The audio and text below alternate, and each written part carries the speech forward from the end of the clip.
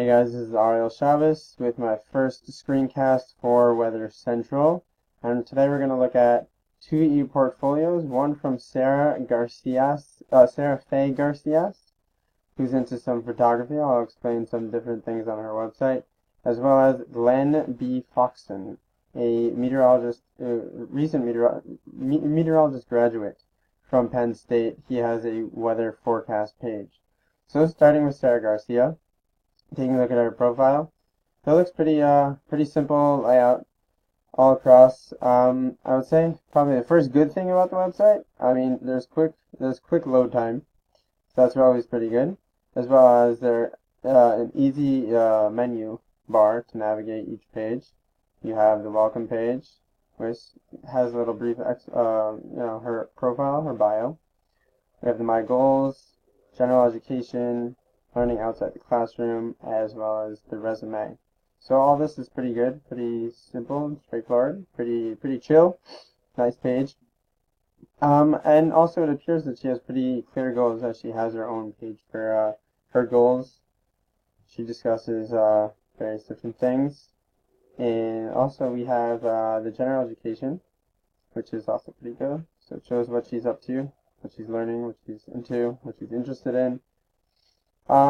Also, I think all the links that she has open up to different pages, so that's good that the links aren't broken.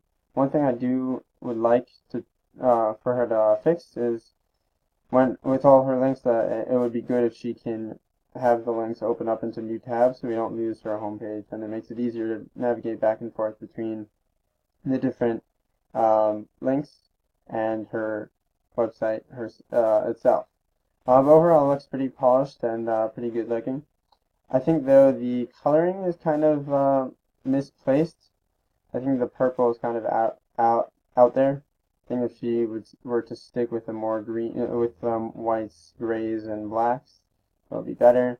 Also, for all of her photos on the website, I don't see any photo credits. It could be I'm not doing enough researching of her page, but it looks like she has some pretty cool pictures, but it looks like a lot of them aren't credited. So overall, it's a pretty good page. Very nice. Also, she has a lack of widgets, so I don't really see any widgets there. It could be cool for her to have different widgets to Facebook and Twitter if she has those accounts, or Instagram because she's into photography, to help us out with getting connected to her. Also, she doesn't have a contact page, so there's no way for us to reach out to her if we'd like. But overall, other than those few bits and pieces, I think it's a pretty good website, and it's kind of borderline and can be actually a really cool website.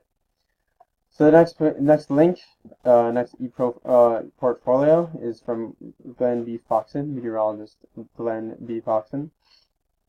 And it opens up to this page. Personally, I think this coloring is kind of dull and hard to read.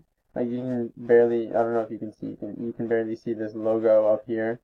I think it looks like some sort of, I don't even know what it is, but I think he should choose a better color scheme to make it easier on the eyes as well. But the fonts, other than the background, the font is pretty good. One thing I don't like is that when you go to the About page, it completely switches over to a whole different format. It's kind of unprofessional looking.